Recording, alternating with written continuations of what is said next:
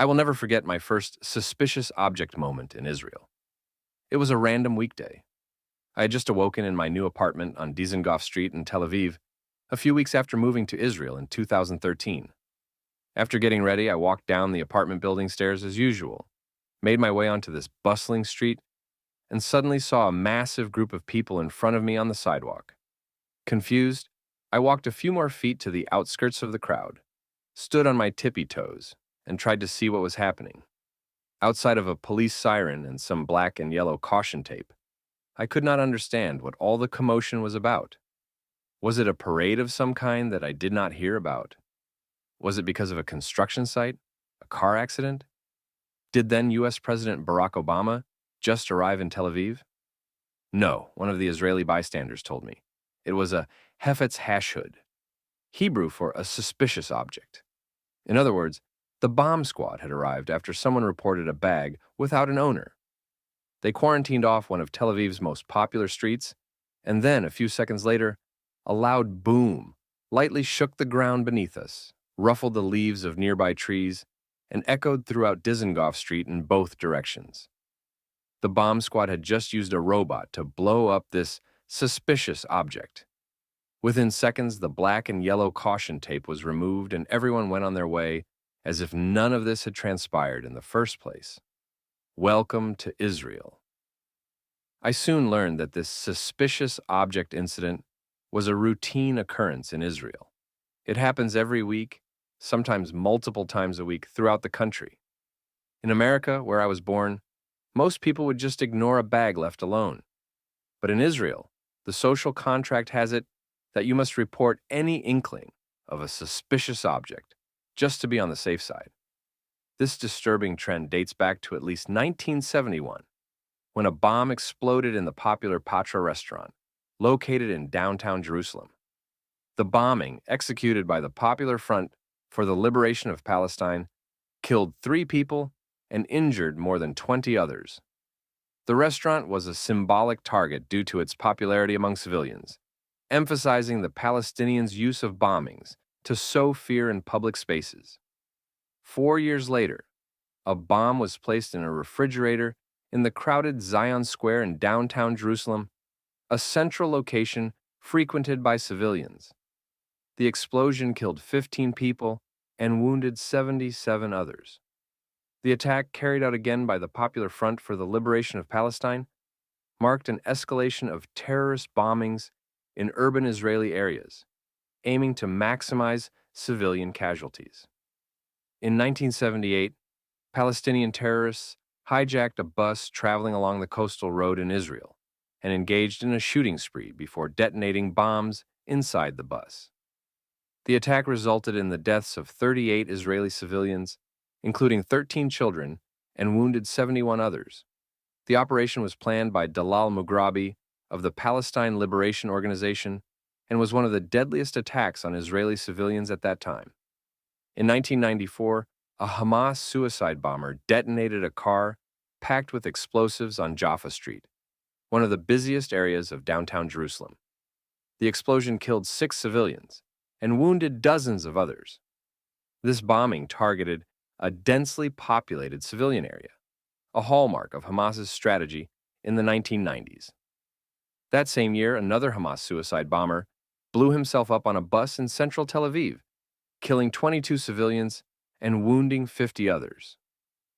In 1996, 2 suicide bombings took place on the same bus line in Jerusalem less than a week apart.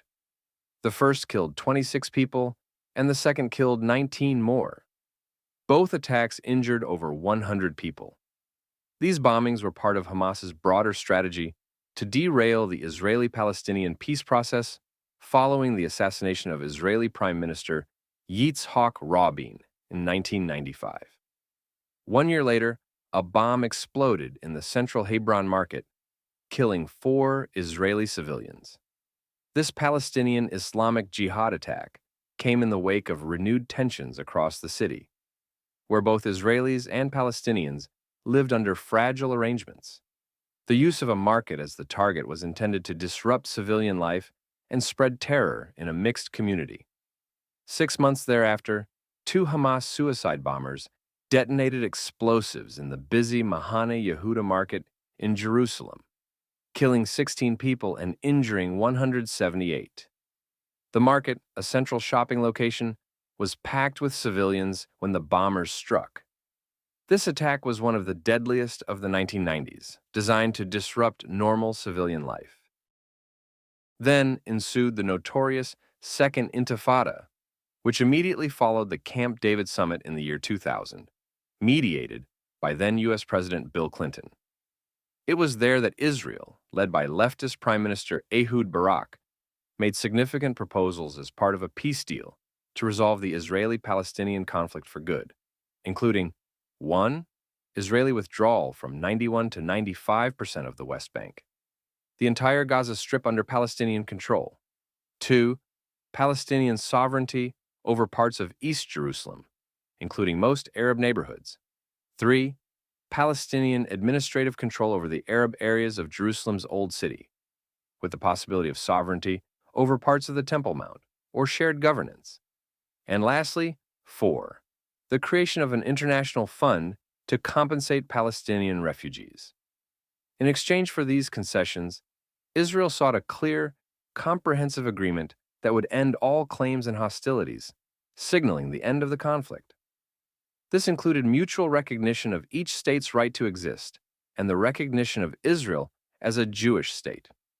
Yasser Arafat, then the leader of the Palestinians, ultimately spurned this offer, believing it did not meet Palestinian demands.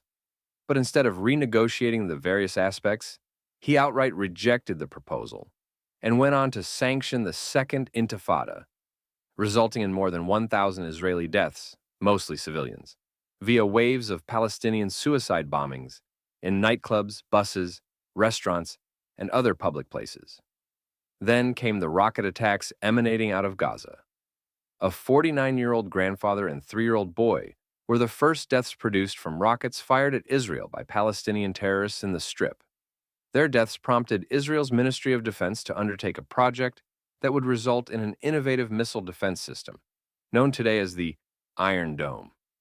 Still, other measures had to be taken to protect Israeli civilians from rampant, barbaric Palestinian terrorism on their borders. Beginning in the mid-1970s, buildings in Israel were built with secure rooms in each apartment and home, but usually only in communities near the borders. After 1991, all new apartments and homes were mandated to have secure rooms. Whereas many young families in Western countries think about what their children's bonus room or playroom will look like, young Israeli families have to decide which of their children's rooms will double as the safe room. Speaking of children, young Israelis practice incoming rocket drills in schools, similar to fire, earthquake, and hurricane drills in other parts of the world, in the event that Palestinians indiscriminately launch rockets at Israel on any given day, at any given hour, like they have now for years. For the especially young schoolchildren, Israeli teachers invented sing-along jingles to keep the kids calm as they are escorted to the bomb shelter. In some Israeli cities, entire classrooms of children only have 15 seconds, that's right, seconds, to go from classroom to bomb shelter at any moment's notice. Once the IDF detects an incoming rocket or missile attack, they activate sirens in designated areas. The problem is that these sirens are eerily similar to everyday sounds like an ambulance, police car, motorcycle, and even those electric scooters. After a few days of hearing these sirens, Israelis develop a PTSD response, which prompts them to jump at any of these everyday sounds. And this response lasts for months on end, long after the sirens stop wailing. Another law that passed in Israel some time ago. Hitchhiking is perfectly legal, except for Israeli soldiers, out of fear that they will be kidnapped. Along with bombing, kidnapping is a favorite pastime of Palestinian terrorists. There was the 1972 Summer Olympics in Munich, when members of Black September, a militant faction of the Palestine Liberation Organization, stormed the Israeli athletes' quarters, taking 11 of them hostage. 2 years later, terrorists from the Popular Front for the Liberation of Palestine infiltrated the northern Israeli border town of Kiryat Shmona, where they took hostages in an apartment building. killing 18 people, including 8 children. That same year, Palestinian terrorists from the Democratic Front for the Liberation of Palestine infiltrated Israel from Lebanon and took more than 115 hostages, most of them schoolchildren, in a school building in the town of Ma'al Awat. In 1975, 8 Palestinian terrorists from Fatah infiltrated Israel by boat from Lebanon and seized the Savoy Hotel in Tel Aviv, taking dozens of hostages, mostly hotel staff and guests. Then, 1 year later, Palestinian and German terrorists hijacked an Air France plane en route from Tel Aviv to Paris, diverting it to Entebbe, Uganda, with more than 100 Israeli and Jewish passengers held hostage. In 1985, 4 Palestinian terrorists from the Palestine Liberation Front hijacked the Italian cruise ship Achille Lauro, taking more than 400 passengers and crew members hostage. 4 years later, a Hamas terrorist hijacked an Israeli passenger bus on its route from Tel Aviv to Jerusalem and deliberately drove it off a steep ravine, resulting in the deaths of 16 passengers and injuring 27 others. Throughout the early 2000s, Palestinian terrorist groups in Gaza utilized underground tunnels to infiltrate Israel and kidnap Israelis. The most famous and successful example of this was the capture of Israeli soldier Gilad Shalit in 2006.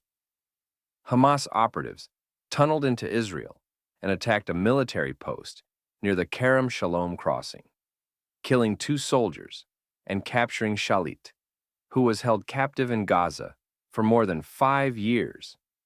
His capture was used as leverage for negotiations, and in 2011, Shalit was released in exchange for 1,027 Palestinian prisoners, some of whom were convicted terrorists with mass murder on their hands, including Yahya Sinwar, who became Hamas's longtime leader in Gaza, until he was killed by the IDF just a few weeks ago. In 2014, 3 Israeli teenagers were kidnapped by Hamas operatives while hitchhiking near Gush Etzion in the West Bank. The abduction triggered a large-scale Israeli military operation known as Operation Brother's Keeper, aimed at rescuing the teenagers and dismantling Hamas's infrastructure in the West Bank. Tragically, the teenagers' dead bodies were found shortly after they were abducted, and we all know what happened on October 7th. But here's the catch. Whereas people in bigger countries get startled by terrorist attacks that happen somewhere over there, that is, across the country, there is no such thing as over there in Israel. Every inch of this tiny land is intimately connected. When terror strikes, it hits close to home, always. A few weeks before October 7th, I went on a date with a young woman who was murdered, along with her sister, at the now infamous Nova Music Festival, and the famed American-Israeli hostage Hersh Goldberg Polin. I met for coffee with his father in Tel Aviv a few months before October 7th to discuss possible business collaborations. In Israel, the front line is everywhere, and the concept of a safe, distant elsewhere is a luxury that simply does not exist. Such are the horrific realities for Israelis that outsiders will never understand. Hence why, on the world stage, very little sympathy gets thrown our way